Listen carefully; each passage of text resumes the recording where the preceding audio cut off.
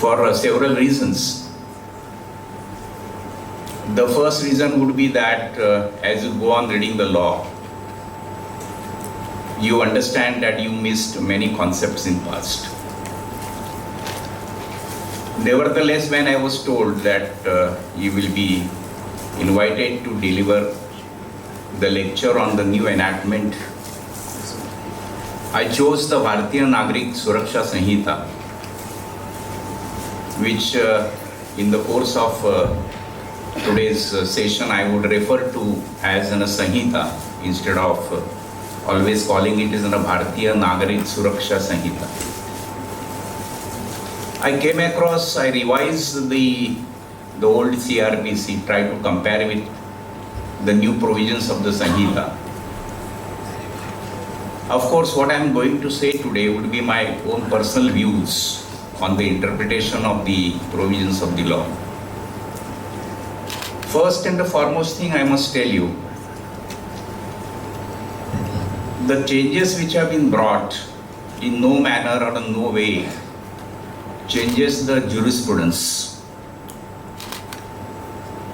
It doesn't changes the form or the core concept of the criminal procedure vis-a-vis the powers of the magistrate and the criminal courts.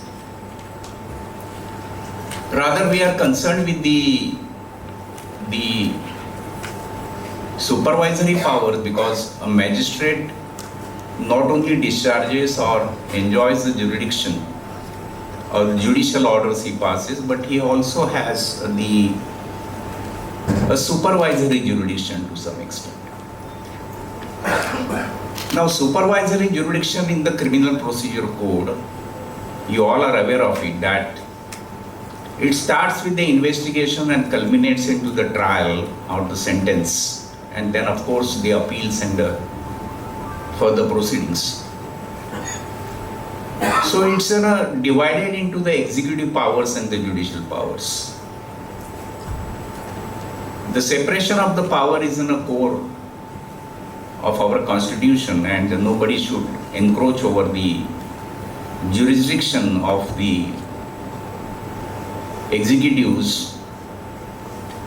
But nevertheless, while administering the justice or while dispensation of the justice, though there may not be a complete control, but we call it as a supervisory jurisdiction of the magistrate over the functioning of the working of the investigating officer. For example, how the supervisory jurisdiction under the old law, even under the new enactment, whenever there is an FIR is lodged, a copy is required to be sent to the court. In several provisions, right from 154 to 173 until the charge sheet is filed, I will be referring to this section into the CRPC because I am not much conversant with the present sections of the Sanhita. In other words, I would say once there is a lodgement of the FIR and when the investigation starts, at every stage you will find there has to be an intimation by the investigating officer as to what he has done or what is he going to do to the jurisdictional magistrate. I use the word a jurisdictional magistrate, reason being under the new act, the word jurisdictional magistrate is missing, but the more emphasis is laid on the nearest magistrate. I fail to understand as to why it is being done. Nevertheless, when we will go to the relevant provisions, I will elaborate this issue. So we were on the point that the magistrate also enjoys or has a supervisory jurisdiction. He supervises whether the investigation is being done in the fair manner or not. I use the word fair because unless there is a fair investigation, there cannot be a fair trial. So the basic foundation of the criminal jurisprudence is that there has to be a fair investigation. The concept of the fair investigation is not vis-a-vis applicable only to the victims but to the accused also. So our procedure has to be a balancing the rights of the accused and the rights of the society. That is what our jurisprudence and Article 21 says so, and effect has been given thereto in the CRPC. It would be interesting to note that though our constitution came to be enacted or came into the force, even before that there was a CRPC. And it would be also interesting to note the old CRPC also takes care of the fair investigation and the fair chances to the accused. Almost all provisions of the CRPC are to be interpreted in view of the Article 21. As I said that the changes which are brought in the Sanhita does not change the core or the basic edifice or the jurisprudence or the criminal jurisprudence at all, neither it curtails the powers of the magistrate. The magistrate enjoys or has still the supervisory jurisdiction over the functioning of the investigating officer or the executive powers. What changes have been brought under the CRPC is to achieve there has to be an early disposal of the litigation, early disposal of the cases, to make it more efficient and to flow with the time. The legislator rightly thought that investigation cannot be in the traditional way, conventional way. Something more is required to be introduced so that there would be an effective dispensation of the justice, and therefore the electronic evidence has been introduced at the several stages. The means of communication, the recording statements of the witnesses, or the victims have been brought, and those changes we must welcome. There are the time-bound schedule or in the many sections when there is a compliances are to be done. The Sanhita has said you have to do it within a particular period. And therefore I think that will bring some changes, not a complete change in the system itself. The another aspect I would be looking into the Sanhita is this, that it is somewhat victim-centric, or some rights, or we have acknowledged the victim's participatory rights in the trial. Until the concept of victim was introduced or brought in the CRPC, the victim was sitting on the fence. She had no right, she had no participatory rights in the system at all. Everything was as against the accused and accused-centric. Victim was kept away completely from this system. But now, since last 10 years, I don't know date on which the victim concept was brought into the statute. But now the Sanhita has acknowledged the participatory rights of the victim at every stage. Now, for example, if the victim may not be an informant but victim of the sexual assault, then she has been given several rights. One of the rights I must appreciate is that earlier the withdrawal of the prosecution was completely left to the discretion of the public prosecutor or the additional public prosecutor. Of course, he was required to see the case objectively and present before the court while withdrawing the prosecution. And obviously the court has to look at whether the case has been made out for the withdrawal of the prosecution or not. But at that time, under the old provisions of CRPC, the informant had no right to be heard. But now they introduce a concept that before a withdrawal of any prosecution, the informant is required to be heard. So, concept of the inclusiveness is sought to be brought on the statutes, and we must welcome this change. So there are So far as the victims are concerned, there are several provisions are being brought in the statutes or in the Sanhita, and her rights are acknowledged. For example, now we all know that in case of the sexual offences, particularly some of the sections or some of the offences like a gang rape and others, there is a statutory right that before granting the bail, she is required to be heard. Earlier, this provision was not there. The CRPC retains that provision, and the new CRPC introduced that provision, and maybe probably after Nirbhaya's case. And the Sanhita acknowledges the rights to be heard before granting the bail to the accused. Likewise, we will find that in the old CRPC as well as in the Sanhita, the witness protection has been extended. Some changes have been brought. That is one of the welcome changes.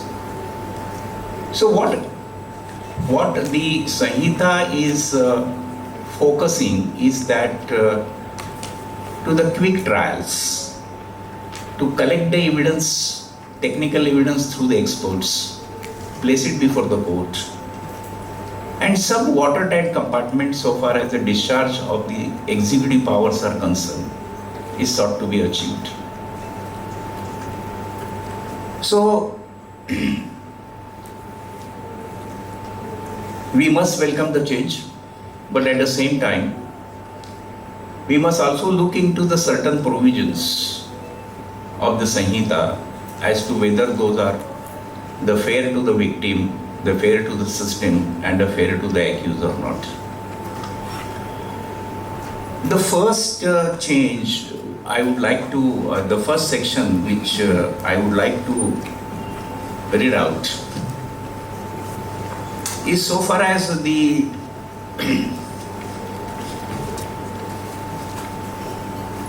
the section 167, equivalent to now under the 187 of the Sanhita. I have my own reservations on these provisions. Before commenting, I would like to read the certain provisions of the 187, and before that I must just give you the outline what the scheme of the CRPC was and what the scheme brought on the statutes by the Sanhita.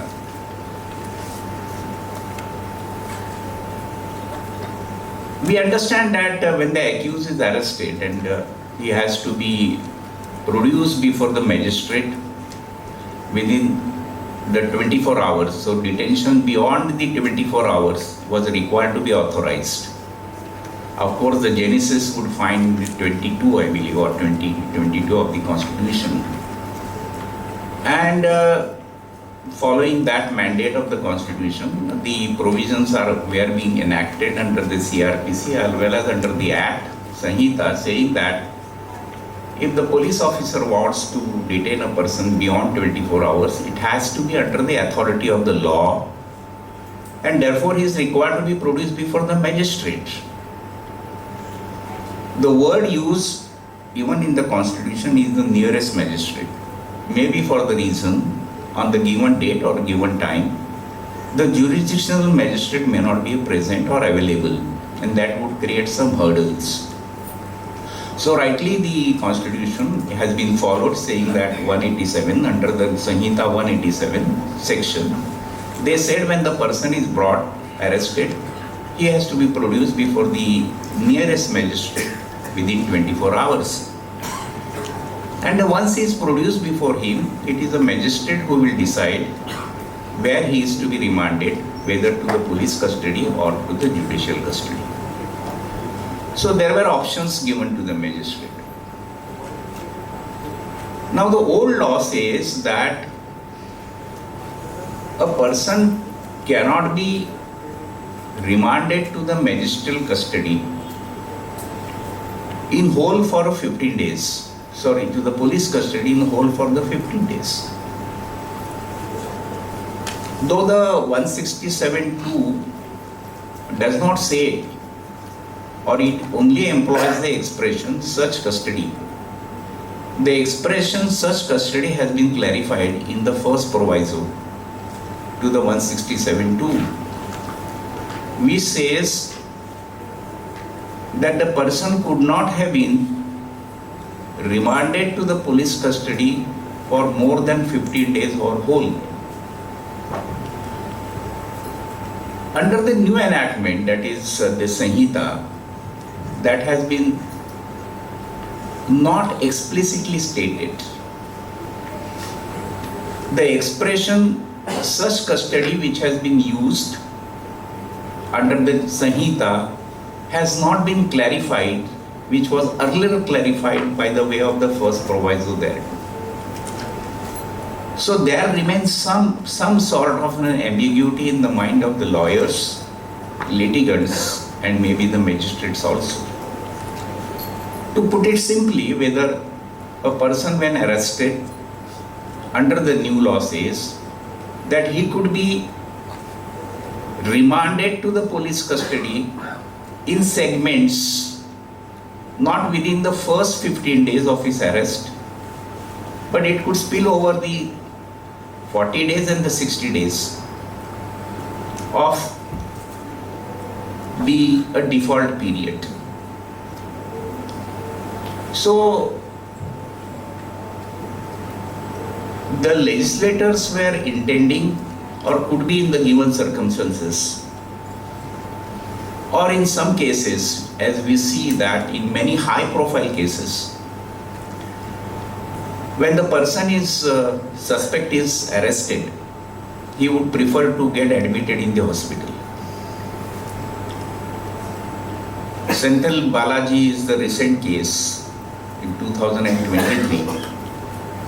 A MP or the elected representative from either Kerala or Tamil Nadu was arrested, and the next moment he was admitted in the hospital. So taking into consideration that if the person or the suspect gets admitted in the hospital, what would be the period during which he could be investigated? Because earlier law, in the case of Hon'ble decided in Bombay High Court and of course by the Supreme Court, saying that the period of the 15 days under the 167(2) read with the first proviso, meaning thereby it is the first 15 days. The concept of the first was a judicial interpretation saying that if you are not able to interrogate him within first 15 days in the police custody, you may not be in a position to interrogate him. And then obviously you would go into the judicial custody. This has no doubt adversely impacted or maybe impacting the effective investigation, because as the time passes, there are every chances of the evidence to lapse or may not be available. And that's the whole holistic purpose or the whole philosophy was that when the crimes take place and when the accused is arrested, he is required to be detained for the two purposes: that he would not see that the evidence is taken away, and he would not influence the witnesses. That was the whole purpose. But this purpose has been circumvented by many suspects by getting admitted into the hospital. So he is not available for the interrogation. There would be further clues to the investigating officer to further the investigation. And therefore there could not be an investigation said to be effective. And when there is no effective investigation, as I said earlier, unless there is an effective investigation, there cannot be a fair trial. And if there is no fair trial, it is going to be a result into the acquittal. That could be one of the reasons why there is an acquittal rate is more. So everything was found, the legislator found, the record found, and the history says that because of the not proper investigation, there is the low rate of the conviction. Now how to curtail it, how to stop it? Because if he gets admitted immediately into the hospital, then the investigation is not possible. Therefore, the new legislation said he could be investigated at any time over first 40 days or the 60 days. depends on the crime, nature of the crime, or during the default period. That appears to be the whole purpose, and that is what in the case of the sentence Balaji also they have expressed it. But still I am myself is also confused. Of course, anybody can set right me if I am wrong in interpreting the subsection 2 of the 187, unless there is a clarification to the extent by the legislators that the 15 days whole period, even it can be segregated or it is spill over the 40 or 60 days, it is required to be clarified that the police custody will not exceed the 15 days. That clarification is not coming forth, at least to my knowledge. And to understand this concept, let us see the 187. What may happen is this: there will be the two repercussions of this, I could see. The executives in the selective cases may interpret the subsection 2 to mean that such custody is not limited to the 15 days. I mean, to such custody means the police custody may not be limited to 15 days, and it could be over any days, 40 days or the 60 days, depends on the gravity of the case or the offense which has been registered. I said in the selective cases it may be possible. The second aspect I would see, that is on a practical point of view. For example, on the 10th of July, a person is arrested,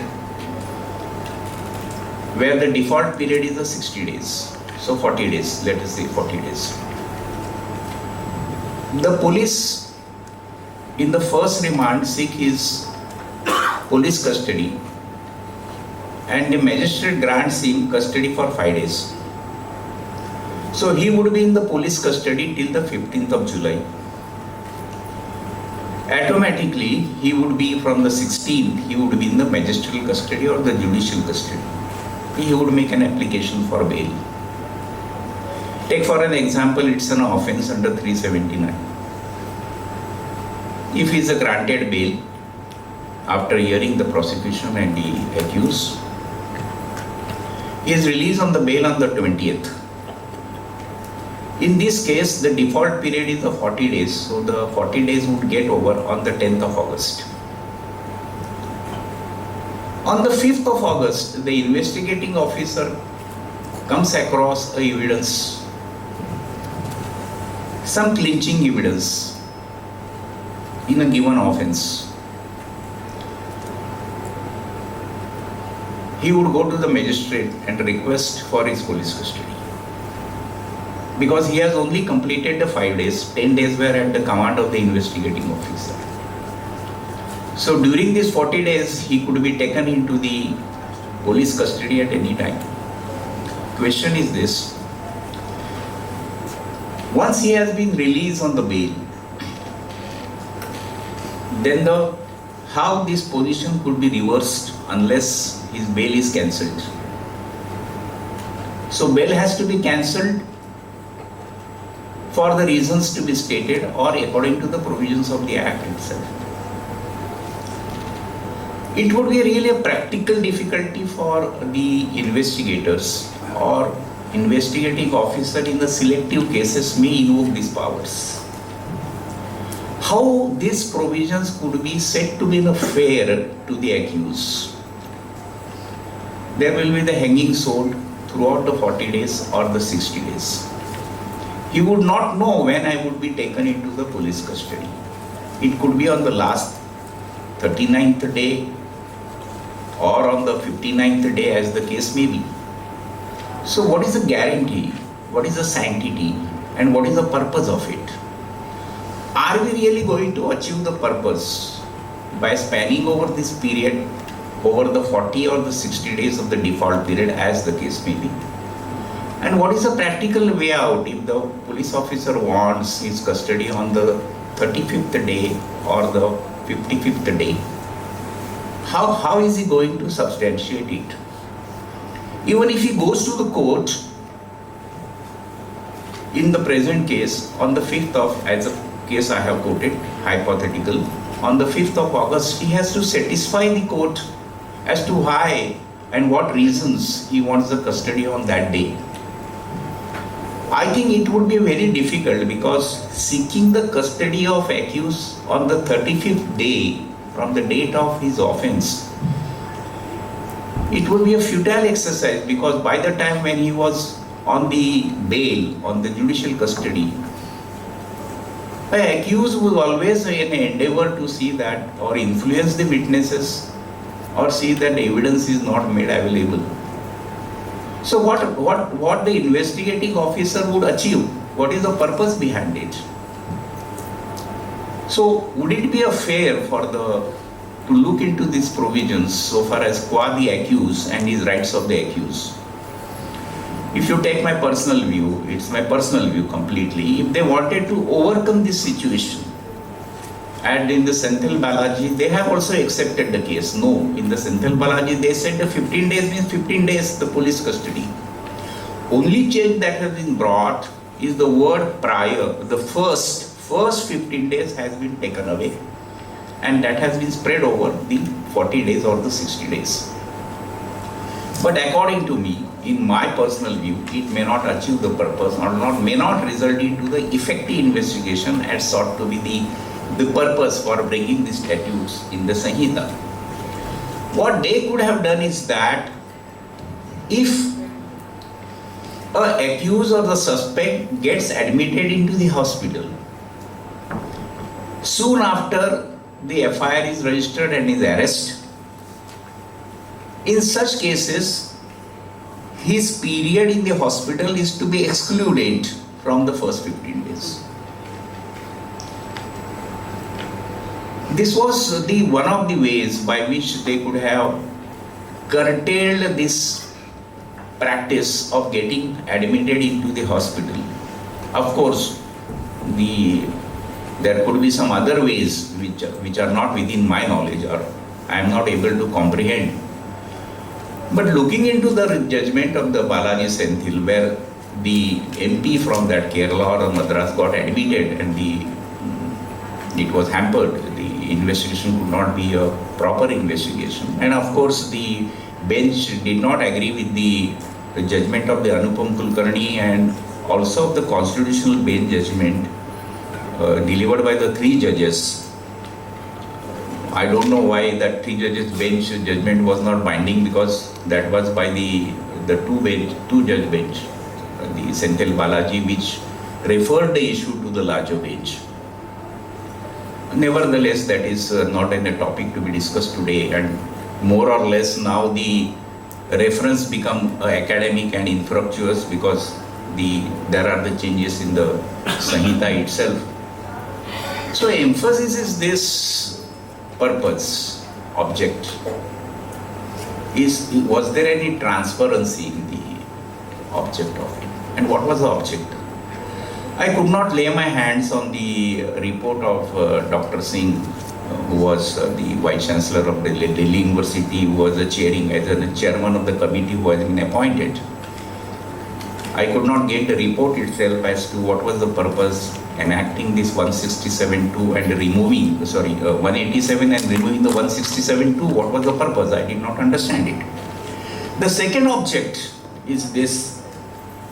Second objection is this.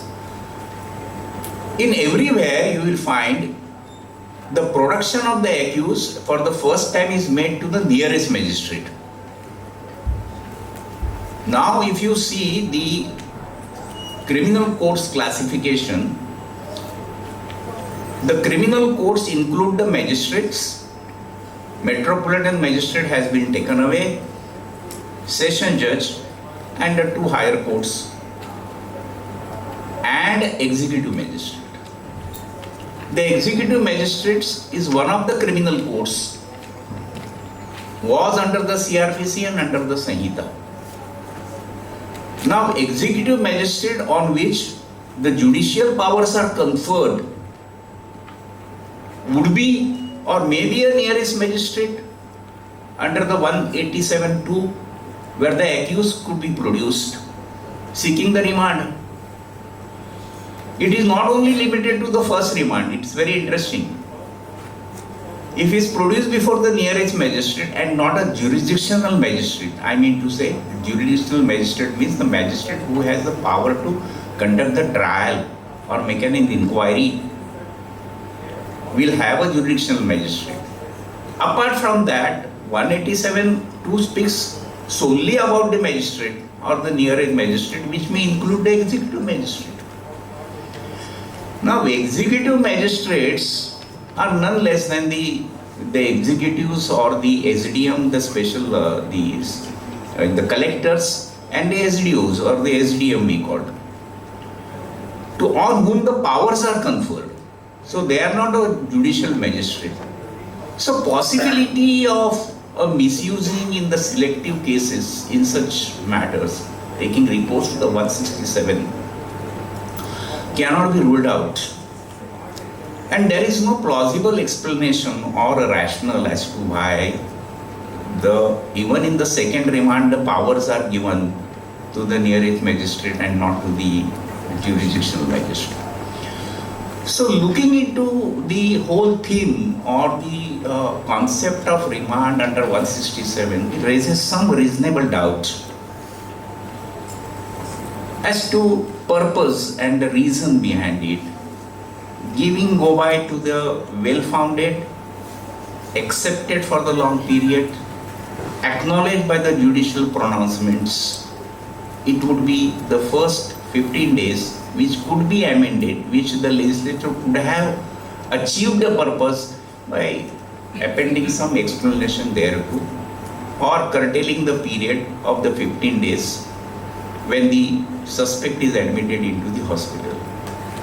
This was the easiest way, but for the reasons I could not comprehend. Mr. Kantawala may, because he practices also in the trial court, may be able to throw lights on this. So to understand this, I would be taking you through some provisions of the 187 and the purpose, as I said. See, the 187, it reads subsection 2 only. I will read because that carries some importance. The magistrate to whom an accused person is forwarded under this section may, irrespective of whether he has or has no jurisdiction. So he may not be a jurisdictional magistrate, whether he has or has no jurisdiction, to try the case after taking into consideration the detention of the accused in such custody, after taking into consideration, authorize from time to time the detention of accused in such custody as such magistrate thinks fit for a term not exceeding 15 days in a whole or in parts at any time during the initial 40 days or 60 days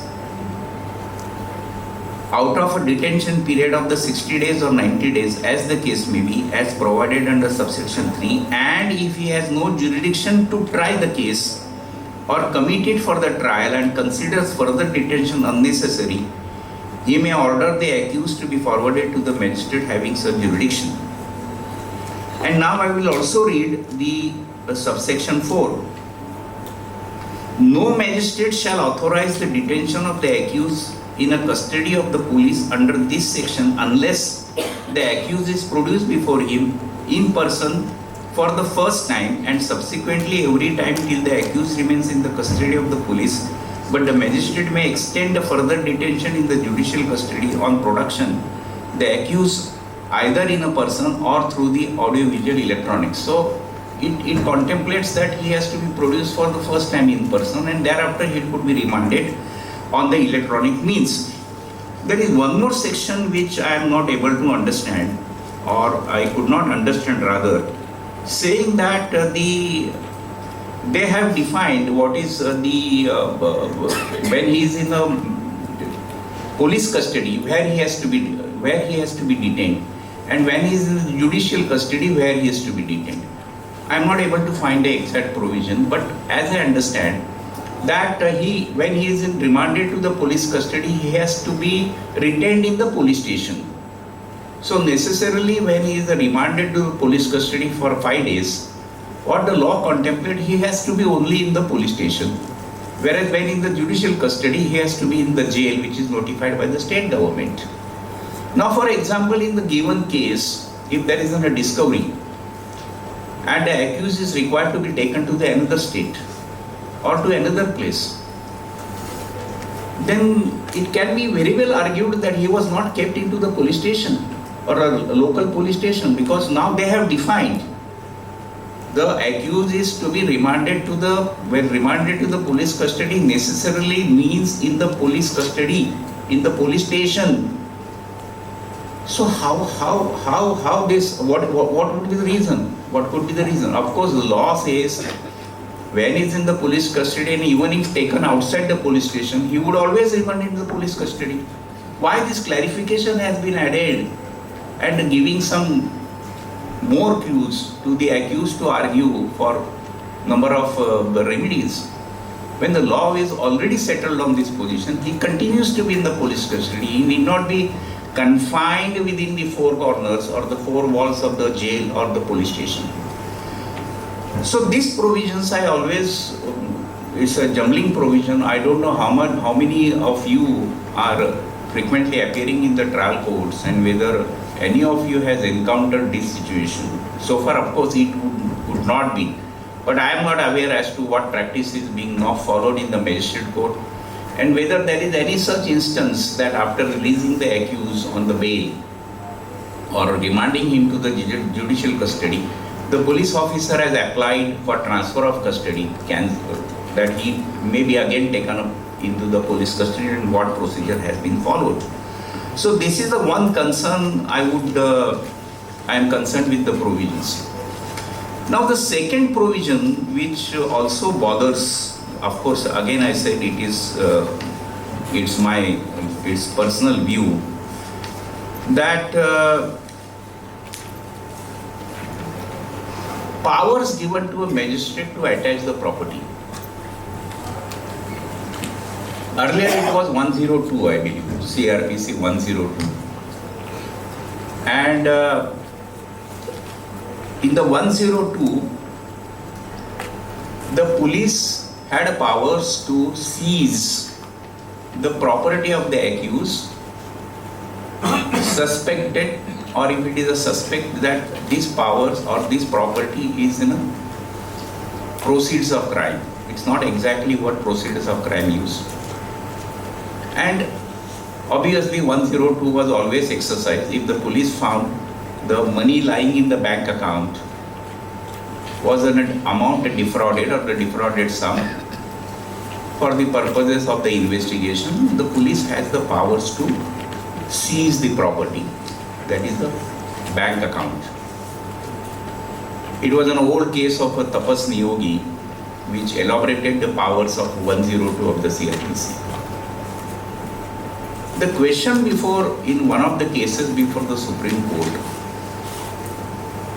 whether the magistrate will have the powers to attach the immovable property of the accused or of a suspect, even if it is found it is a purchase or outcome of the proceeds of crime. A series of judgment, and the last judgment that was somewhere in, I do not recollect, but 2019, that is Nevada's case. But the Supreme Court candidly or clearly said such property or any property, it's not a such property, any property does not include the immovable property. But Supreme Court has clarified, suppose a property is found to be acquired from the proceeds of crime, then the police cannot attach it. The magistrate cannot attach it. But the title papers of the land, being a movable property, it could be attached. So the purpose was served there by keeping this window open, by the learned judges of the Supreme Court saying that you can attach this because that is a movable property. I don't know why. But this new Sanhita 107 says that or indicates or suggests the magistrate's powers to attach any property without clarification. It's limited to the movable property. Again, it is opening the window for the litigation. Just to understand this provision, I will read 107 of the new Sanhita as to how it has been worded and the manner in which and what the magistrate is supposed to do in case if it is found that certain property has been purchased out of the sale proceeds.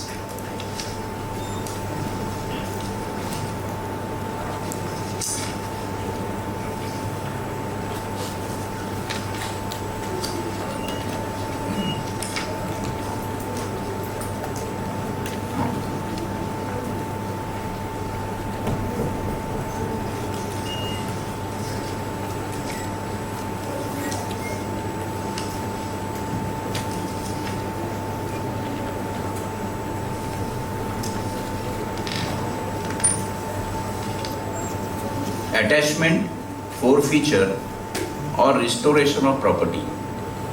See, the attachment, forfeiture or restoration of property. Where a police officer making an investigation has reason to believe that any property, try to understand, any property is derived or obtained directly or indirectly as a result of the criminal activity or from commission of any offence, he may, with the approval of the superintendent of police or commissioner of police, make an application to the court or the magistrate exercising the jurisdiction to take the cognizance of the offence or commit for a trial or try the case for the attachment of such property. Then what the magistrate would do?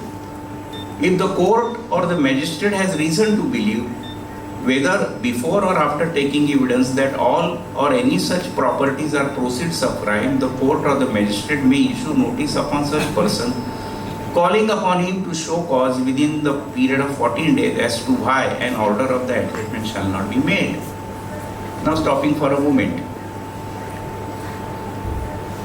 Application has to be made with the permission of the superintendent of police if it is found this property has been proceeds of the crime. Good enough. He makes an application to the magistrate. Now the magistrate would issue notice upon such persons means whom? Such persons means whom? The owner, assignee, the person who has created the charge over the property. If the property is a mortgage to the bank, to whom? Possibility cannot be ruled out. There could not have been a charge on the property visible from the revenue records or the 712 extract. But possibility that the property might have been mortgaged with the bank and the bank is having the charge over the property and later it is discovered that this property was purchased or out of the criminal activity or the proceeds of crime. Therefore, even if the magistrate issues the notice to the person who has committed the crime or the suspect or the accused, then the persons who are having the beneficial interest or the enforceable rights in the property are being kept away and the property would stand attached and forfeited. So what is the justification when there is no clarification in the rule itself? Because it says that the court or the magistrate may issue a notice upon such person. Upon such persons means a person who is the suspect or the person who has committed an offence. So the real owners are being kept away. Now third, subsection third, where a notice is issued to any person. Now any persons means what? In subsection 2 it has been used such persons. Necessarily I can link it to the accused or the suspect from whose property was purchased. Ostensible owner, he could be an ostensible owner whose names has been only reflecting in the revenue record, but really property he could have given mortgage to somebody else or transferred it or gifted away. To such person, subsection 2 specifies any property being held by any other person on behalf of such person a copy of notice also shall be served upon some other person. The court or the magistrate may, after considering the explanation, if any, to the show cause notice issued under subsection 2 and the material facts available before such court or the magistrate, and after giving the reasonable opportunity of being heard to such person or persons, may pass an order of attachment in respect of those properties which are found to be proceeds of crime, provided that if such person does not appear before the court or the magistrate or represents his case before the court or the magistrate within the period of the 14 days specified in the show cause notice, the court or the magistrate may proceed to pass ex parte order.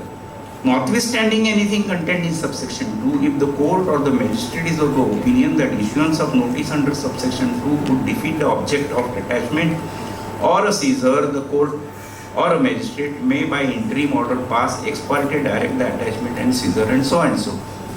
6. If the court or the magistrate finds the attached or the seized properties to be the proceeds of crime, the court or the magistrate shall by order direct the district magistrate to ratably distribute the such proceeds of crime to the person who are affected by such crime. So the whole scheme which was under the MPID, Mr. Kantawala would be in a better position to elaborate on this. We have the special enactment called the MPID Act. We find that many companies are inviting the deposits with some schemes, attractive schemes are offered, and the people invest there. That was a big issue. Therefore, the state has enacted that, the Maharashtra, some MPID Act. There the courts are being provided, the special courts, the special courts powers conferred on the session judge, is provided with the infrastructure where the collector is one of the competent authority who has been given a powers. Being an executive authority, he will have all powers and incidental powers. Now take for an example in a case where the application is made to the magistrate for the attachment of the property of a company who allegedly had invited the deposits with the attractive rate of interest, failed to pay 420, 406, all cases, all offences are invoked. Application is made. What machinery is available with the magistrate to find out, and how is he going to implement it? That would be the second question, though time period is only 14 days. Do you believe that this could be possible within 14 days? The timeline which has been prescribed is a completely it's not a practical. It's not possible at all to specify the timeline of 14 days. Second aspect, if you read the provisions, it would see the satisfaction of the magistrate that it is the proceeds of crime. Now to come to this conclusion, even the prima facie, there has to have some evidence before him.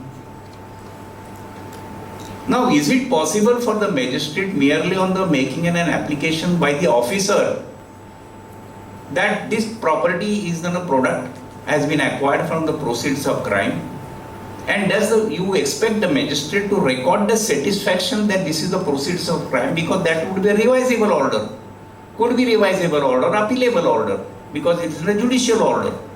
And it may affect in longer run in the trial also. And again it is being stated with or without evidence. So if he wants to take the evidence, he has to issue the summons. He has to examine him. If it is an evidence, he is to be cross-examined. Is it possible to complete this exercise within 14 days? So putting the timeline is attractive.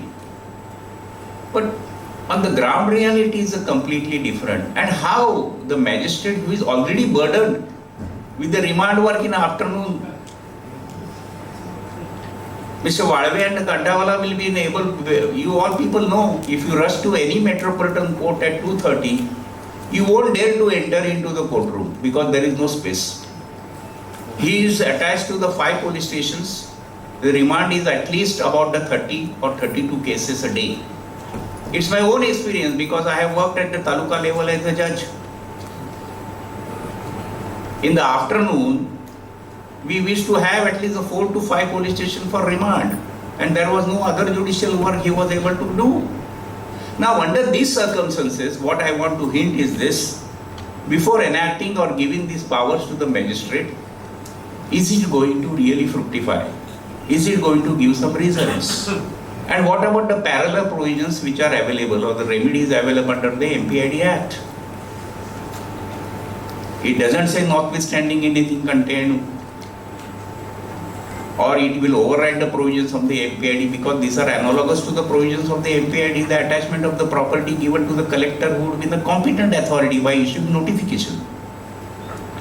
Their properties could not be attached simpliciter because satisfaction is arrived by the magistrate. Under the MPID, whenever the property is suspected to be from the deposits or the proceeds of crime, first there is a notification in the Gazette.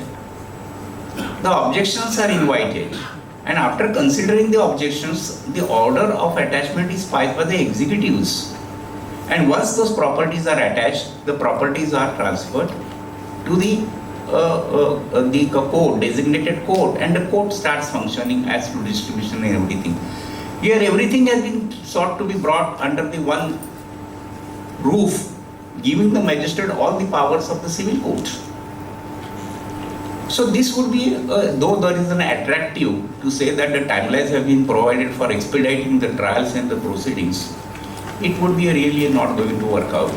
So there is, this is another provision which I believe may not be practical for one more reason.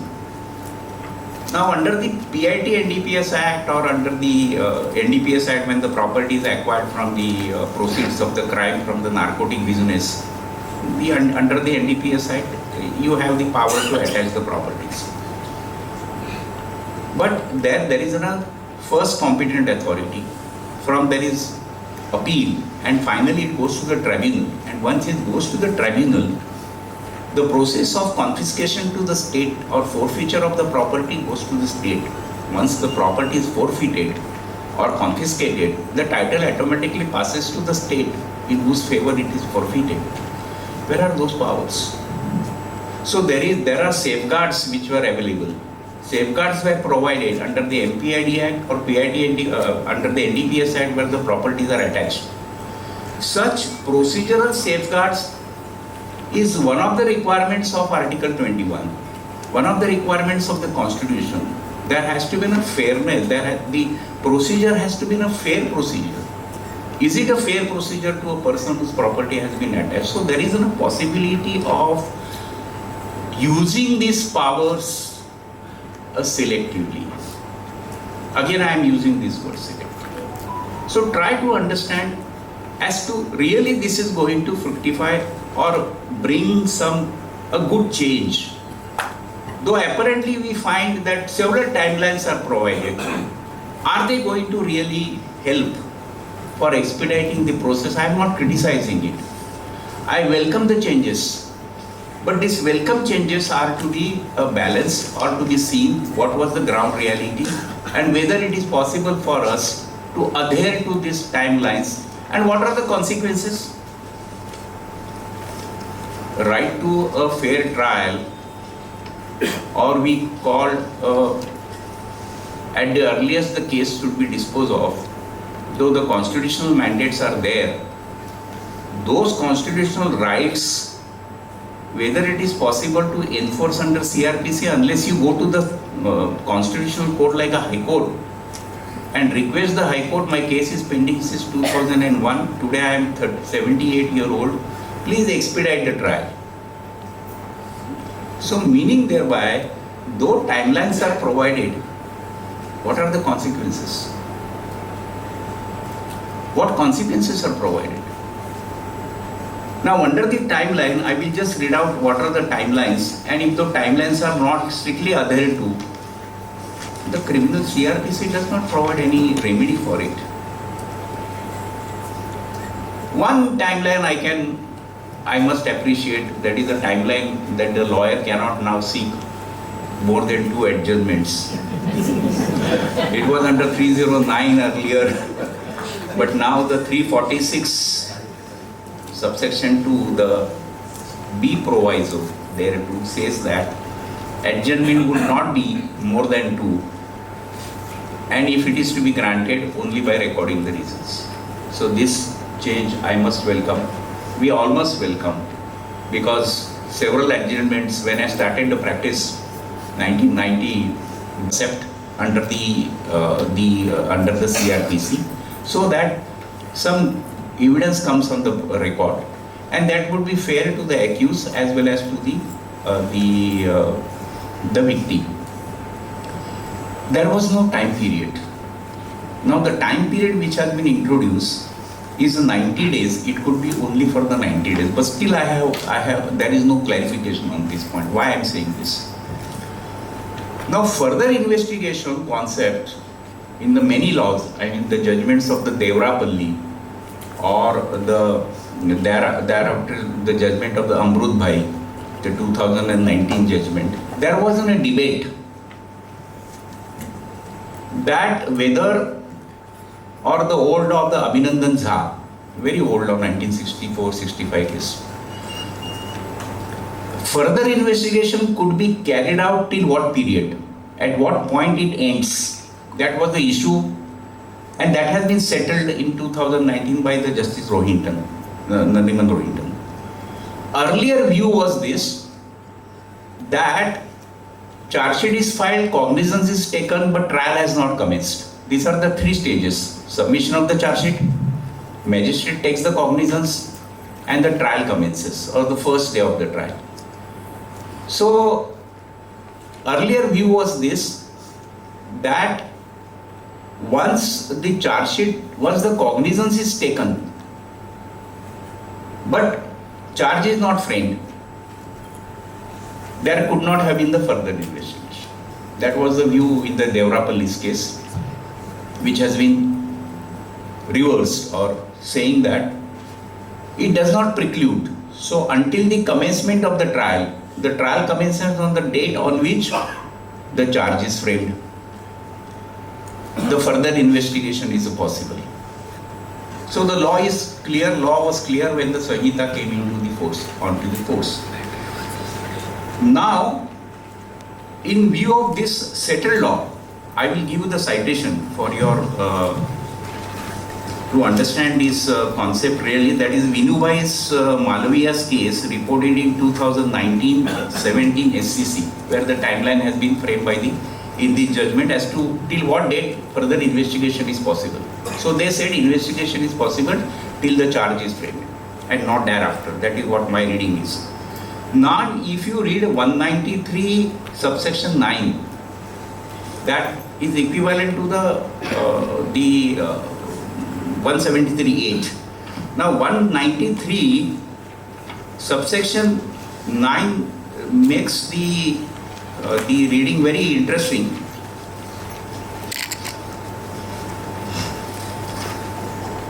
Or reports regarding the such evidence in the form as the state government may by rules provide shall so far as may be applied with relation to such so and so provided. Now I am on the proviso.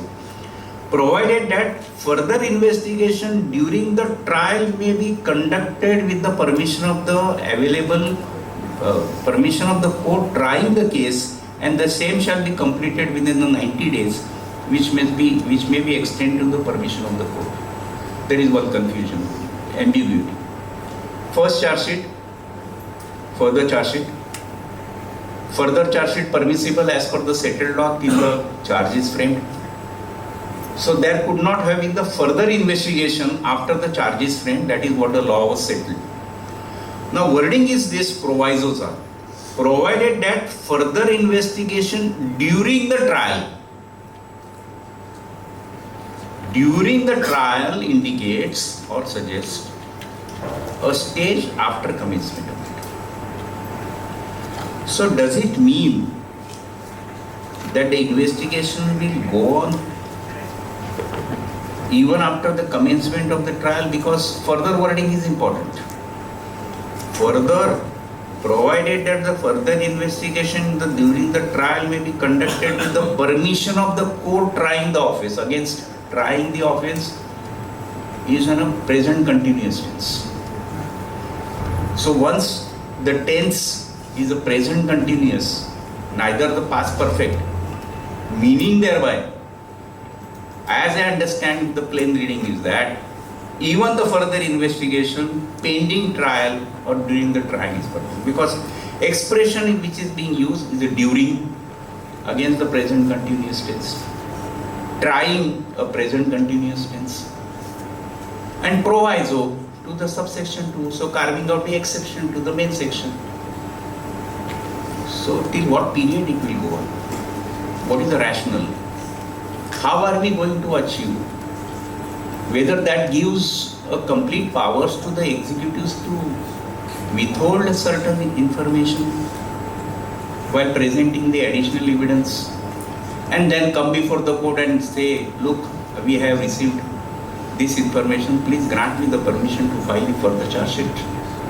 What it would result into prolonging the case. So are we really serious about this timeline? Possibility of using these provisions in the selective cases to prolong the trial cannot be ruled out. So the timelines which are framed has to have some rationale. It's not only a cosmetic surgery that you will give it within 14 days, you will give within 7 days. What is the purpose? How are you going to achieve it? Now they say in case of the victim of the sexual offenses, a report has to be submitted within 14 days. Good enough, it's in a good welcome stage. I must accept it. When I was on a dais in the many cases, there was no report under the POXO of the victim for months together. But now we are putting the 14 days time. Do we have that machinery or infrastructure at the command of the court? We don't have. So how are we going to achieve this? Now, again they have brought 193 to a timeline. Very interesting. Investigation in the POXO cases on the sex related offenses to be completed within 2 months, that is 60 days. Welcome change, but there are no consequences provided. The only consequence under the POXO, I understand, the court is empowered to direct some inquiry against the hearing officer, nothing more than that. Now there is a 194 section introduced called the accidental death report, that is an ADR, which was earlier under the 174 in case of the burn cases or in the suicide cases or in the accident cases, purely accident cases, purely suicide cases or the burn cases. The executive magistrate was required to submit the accidental death report, ADR we called, which is now stated to be provided in 24 hours, which appears to be a difficult timeline, but we must welcome it. Only welcome one more, the timeline is that I said earlier that victims' participatory rights are acknowledged, and that is a really welcome change. Earlier she was on the fence, she was not doing anything, she did not know what was going on. But now there is a statutory right and obligation on the part of the officer that a progress of the investigation could be informed to her within 90 days and even by the electronic telecommunication. The same way the supply of copies of the charge sheet. Earlier the charge sheet copies were only available to the accused, but now even the informant or the victim both will have right to collect it. Now framing of the charge, they said that charge has to be framed within 60 days. After hearing, on the first day of the hearing, once both the prosecution and the accused are heard, the court is obliged to frame the charge within a time-bound period. Now 173 they have introduced, which was under 154. 154 speaks of the powers of the magistrate, police to register the offence. There is one interesting fact here. They have introduced under 154. 154 says if there is any information disclosing the cognizable offence, the police has to register the offence. Simple. So, offences which are classified cognizable, non-cognizable, if information discloses the cognizable offence is committed, you record it. Don't wait for anything else. That was the mandate of the law. And that mandate of law is no other than by the Supreme Court. No option.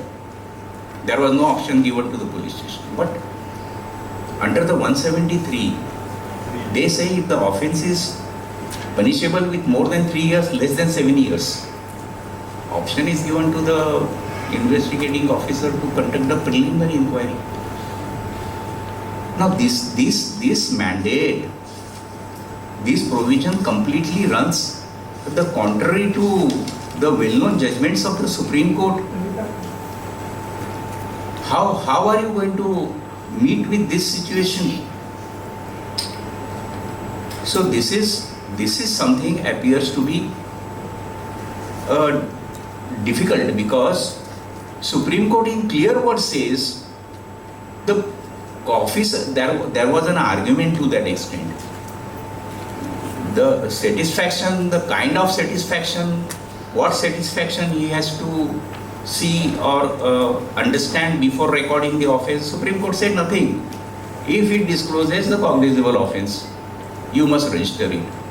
But giving go by to this, probably I don't know what is the object. It says the investigating officer, under such circumstances, in the offences punishable more than 3 years and 7 years, can ascertain his satisfaction by the preliminary investigation. Wording is that to ascertain prima facie case exists or not. Now some offences which are punishable with the 7 years are obviously the cognizable offences.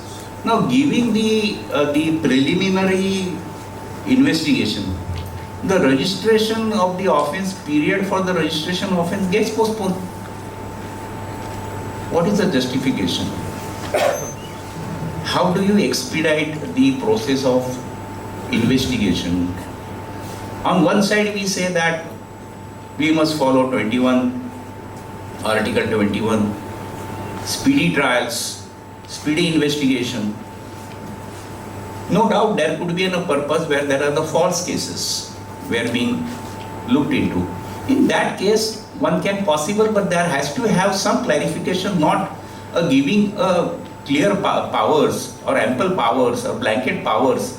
If he thinks whether the case exists or not, obviously he will refuse it and he will conduct a preliminary inquiry. Now how far this would be justified when we say that this Sanhita has been brought into the text or in the statutes for the speedy trial, investigation, fair investigation, and to protect the rights of the citizens, because the Act itself says a Sanhita to protect the rights. So a person like me or a layman goes to the police station and says that such an offence is committed, which may be lesser than 7 years. The police officer may say, no, I have to satisfy myself whether the primary case exists or not. How do you counter this? Whether this would achieve the purpose, object, some elaboration, some clarification, some explanation was needed while bringing these provisions of the statutes. Now look at the other side.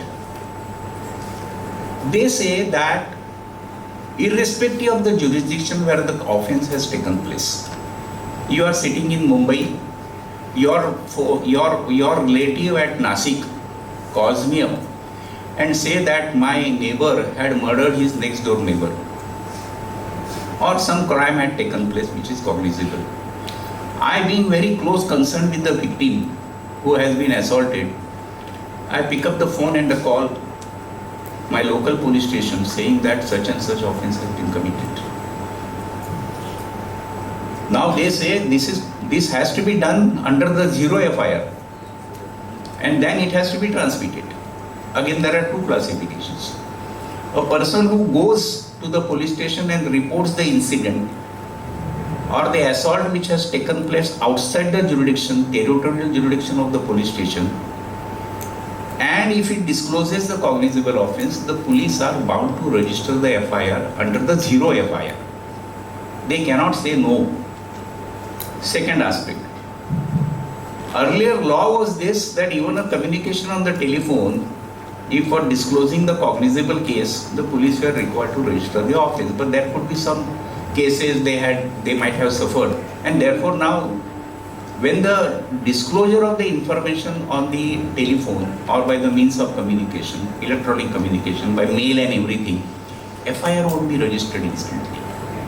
FIR would be registered 3 days after when that person comes before the police station and signs that FIR.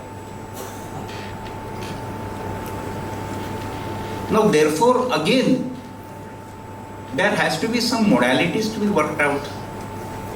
Should the police sit tight or do nothing when they receive a telecommunication of an offense of a cognizable nature, not to take steps because they have to wait until that is brought on the record as an FIR, because he would have the authority to commence the investigation only when he receives the credible information on his own source or it is brought to the notice. It would fall under the second clause.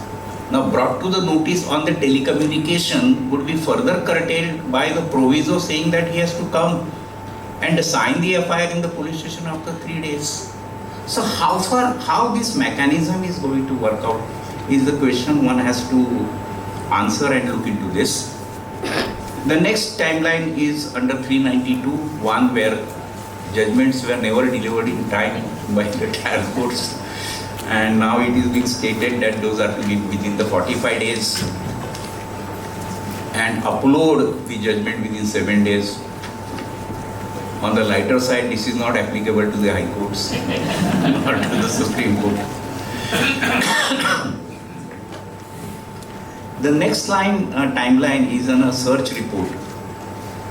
Whenever there is a search carried out by the investigating officer, then why he has gone to take the search, reasons are to be recorded, and the search report has to be submitted to the magistrate within the 48 hours. That is a welcome change.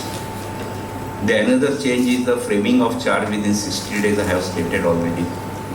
And one more change is that if a sanction is not granted, because in many cases before taking so far as the public servants are concerned, or of course under the Prevention of Corruption Act, sanctions are required, but CRPC says under this act, if the sanction is not accorded within 120 days, there will be a deemed sanction. This is one of the welcome changes, but again a deemed sanction is open to scrutiny and a challenge whether there is an application of mind or not, so it may go on. But nevertheless, I must admit and say that some efforts are being made by the legislature to see that some loopholes are plugged. Some pressure or some the officers were now made stand on the toes to see that they discharge that obligation as early as possible. It's necessary. So, leave apart the criticism, there are efforts made to see that there is an early investigation, effective investigation. And one more change is that for carrying out an effective investigation, rather I would say a meaningful investigation, the Sanhita said you must take the help of the forensic experts. As we discussed before coming into this hall, this is a welcome change, but there is again, subject to this, these powers are given to state. The state has to notify when the forensic experts would come and help to collect the evidence, and that notification is required to be issued within the 5 years. I don't find a rational, because 1st July we have introduced the act. The time limit, even the state can introduce, set up, maybe for the reason they have to set up the forensic experts or some infrastructure is required to be set up attached to each police station. If there is a crime related to some cyber crime or some DNA profiles are required, or so many things, blood samples are required. In those cases, or some polygraphy test, brain mapping test, so many things are required to be done. In such cases, though these are on the statutes, but since there are no laboratories available, no infrastructure is available, and probably the parliament or the legislature thought fit that some period was required to be given to the state for raising such infrastructure, so the forensic experts could be taken, their help could be taken for the meaningful investigation, but the period is too long. I don't know why that period has been given. Now the last, because I think I am crossing the timeline, it's at 12:46. Again, the one more thing is that the victims' rights are obviously acknowledged under the Sanhita. We must welcome this. I said earlier, in the 321, the prosecution could not have been withdrawn could be withdrawn without the permission of the informant or the victim. Now it is a mandatory under the section 360 that a notice must be issued to the victim before the state applies for the withdrawal of the prosecution. This is a good change. Then the supply of copies to the victim could be even by the electronics means within 14 days. So once charge sheet is filed, when application is made for the bail, the victim could be communicated this charge sheet or informed to her about the charge sheet or the record of the charge sheet by telecommunication within 40 days, intimating the victim the progress in the investigation in the 90 days. Then the copy of the FIR to be given to the victim free of cost. Video recording of the rape victim and the survivor is a really welcome change for two reasons. It further adds such statement of the victims should be done preferably at her residence in the presence of her parents or the local respectable persons or the relatives of the victim. If victim is asked to visit the police station for recording the statement in the rape cases, it will be a really embarrassing position for her to disclose the correct information. She would be under the lot of mental tension, pressure, so she may not be able to disclose the correct fact. This is the one reason as to why legislator thought it fit that it should be at her house, so she would be comfortable to some extent. And the second, it is by the video recording. So there is a possibility of tampering her evidence is being taken away. This is a welcome change, that her evidence should be recorded, ensuring the integrity of her testimonies. That is one of the reasons, basic reasons. Then 176 recording so and so, so and so. Then preferably her statement should be recorded by the under the 164. Whenever her statements are recorded by the magistrate, now it is mandatory. It has to be a female magistrate, and when the statements are recorded by the investigating officer, she should be a female, the investigating officer, so making the victim very comfortable about it. And so far as the medical the examination of the victim is concerned, it's old section 164A, maybe a new section where consent of the is made mandatory. The consent of the victim is necessary, but so far as the accused is concerned under 53A, the consent is not required. So this is again a difference to be noted. So these are the some of the changes I would say which are brought. The magistrate has been given the powers to directly collect the voice sample. Earlier only the handwriting and the fingerprints were permissible, but now the voice samples could be asked and to be collected, not only from the accused but such other person. After recording the reasons, the magistrate can direct that what samples to be given. So this is one of the supplementing a good aid for the investigation to bring the cogent evidence on the record. The magistrate has been given the powers to levy the fine, which has been increased from 10,000 to 50,000. The offence is punishable less than the 3 years. The fine plus, earlier the fine was 10,000. Now it has gone to the, it has increased to the 50,000. One more welcome change, I would say, that the persons who are over 60-year-old, who are infirm, who are medically unfit, and the women, they need not be called to the police station either as a witnesses for giving the statement. Their statements are to be recorded at their residence. Then offences, this is another good change, that when the offences are punishable for 10 years and more, in such cases, magistrate is required to record the evidence statement under 164, old 164. The new section is the 183, subsection 6. Then I said about the search and other things. Whenever there is a search, he has to record the reasons. Officer has to record the reasons why he wants to take the search. Those reasons are to be supplied again to the magistrate. So these are the supervisory jurisdiction of magistrate is sought to be extended. There will be the close supervision on the activities or the acts done by the investigating officer in the course of the investigation. So there is no manipulation is possible. So this supervisory jurisdiction has been extended, where it says that report has been submitted to the within the 48 hours. This is another timeline which has been stated, and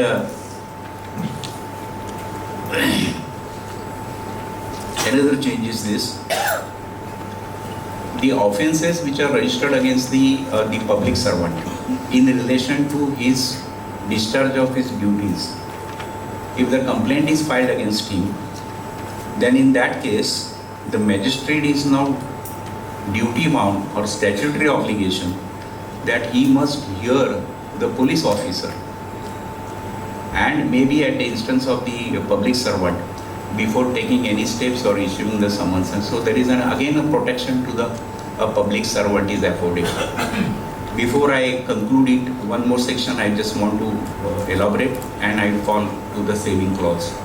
One more section, that 156(3) was very common earlier, that whenever the police used to were refusing the register of the offence, Priyanka Srivastava judgment is there, which says if he refuses, then one has to apply to the higher officer. A higher officer does not take the cognizance, then that letter along with the affidavit is to be submitted under the 156(3). Application has to be made. Now the 156(3) text has been elaborated. Now that is said that you must give a notice to the police officer. You can't simply come to the court and say that he is not registering the office. There could be some instances where the true facts were not disclosed to the magistrate and resulting into unnecessary burden of the work or the registration of the FIRs. So the court has, this is another good change, that if 156 application with the application and the affidavit is filed in consonance with the Srivastava's case, the magistrate has the powers to inquire into this. If you read a 156(3) old, no powers of inquiry, only satisfaction from reading the complaint and other things, offence is disclosed, direct him to register the offence. But now, no, now he has to hear the person, hear the police officer, and then pass the necessary order. So these are necessarily good safeguards which are being brought. Now the last, the savings and the repeal clause, which also has some importance. Now what I could see, those are all governed by the section 531 to, yes, section 531. Now this saving clause necessarily says that those are all governed by section 6 and the 6A of the General Clauses Act. Now this Sanhita has not changed the forum, but there are no changes as to the where the appeal forum has been taken away and another appeal forum has been introduced, or the first appeal has been introduced and second appeal, nothing like that has been done. So therefore we need not go into all these things. What we are required to see, what will be the effect and what the provisions would clearly say. So 531(2) subclause A says, before the new act came into the force, if any application, appeal, trial, inquiry, investigation is pending, word is the pending, it would govern by the old law, that is CRPC. Second says all notifications published, proclamations issued, powers conferred, forms provided by the rules, sentences passed, orders and the rules, and appointment made, deemed to have been issued under the code, under the corresponding provisions of the Act. So notifications which are issued by the High Court, notification is defined. If the sentence is given or the forms under the CRPC would be the same form as if those are issued under the Sanhita. So no change. Sanction accorded and the consent or consent given but proceedings not commenced, possibility. On the 1st July, the Sanhita came into the force, but sanction was given in the month of May. What would be the result?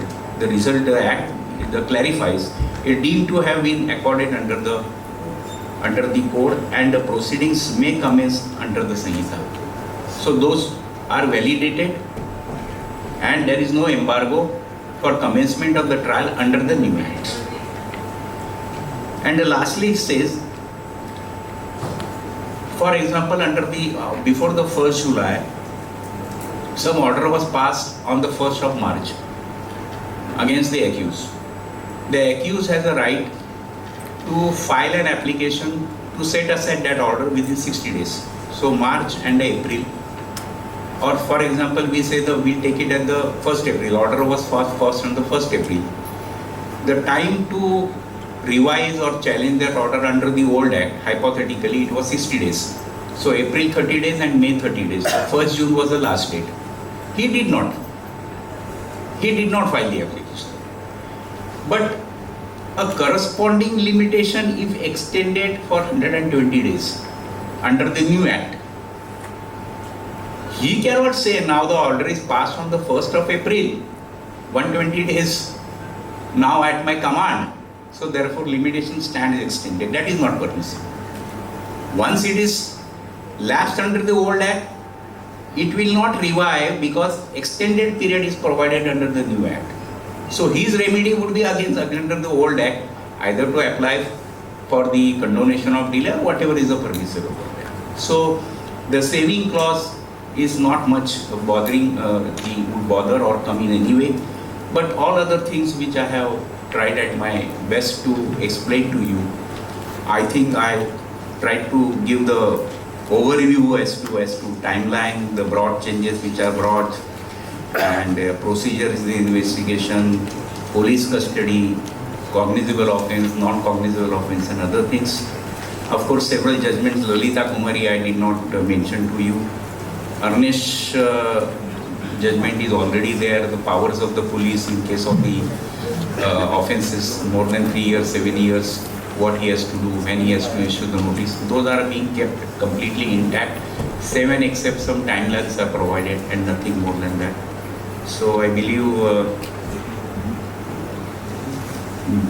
some efforts are being made at my side to place whatever is possible, what I could read and understand. And I repeat, all these views are my personal views. You may agree, may not agree until some judicial pronouncement comes. Thank you very much.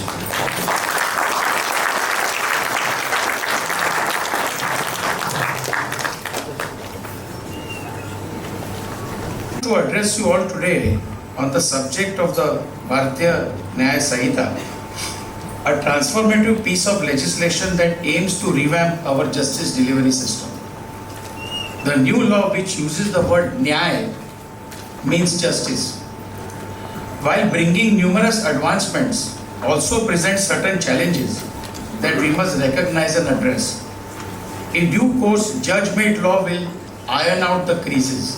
This is the famous saying of Lord Denning, that the judges always iron out the creases and make sense of what the legislature planned for us. So what I plan to do during this presentation is, I will touch on only some sections which are impacting us almost on a day-to-day basis, and also put certain seeds in all your minds. Because if as Justice Shinde put so many seeds in our mind, and we started thinking, and I'm sure all of us would have made our notes and said, no, Justice Shinde spoke about this point, Justice Shinde spoke about this point, what would be the implications? Justice Shinde said this will be perhaps the implication, but this also could be the implication. So basically, when you call us a resource person, you want us to implant seeds in your minds, fertile minds. We Indians have very fertile brains, so that we keep on thinking. Because law has to evolve. Law cannot be stagnant. So therefore, what I have done is that I have made certain points which I will read out to you in a very slow way, so that what my thoughts are on some of the points, and then I will share my presentation also later on, so that you also can go through it independently on your own. So you don't have to really make any notes or scribble down something very fast, because I'll be sharing my presentation with you also. Knowledge, as they say, increases only when it is shared. Nobody has a IPR right on that. So now let us delve into the fine nuances of certain provisions of the BNNS which would impact us as lawyers litigants or the police and other agencies.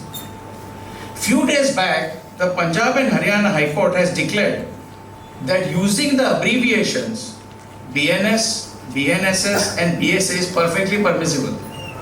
Interestingly, Section 4 of the BNSS inter alia states that all offences under BNSS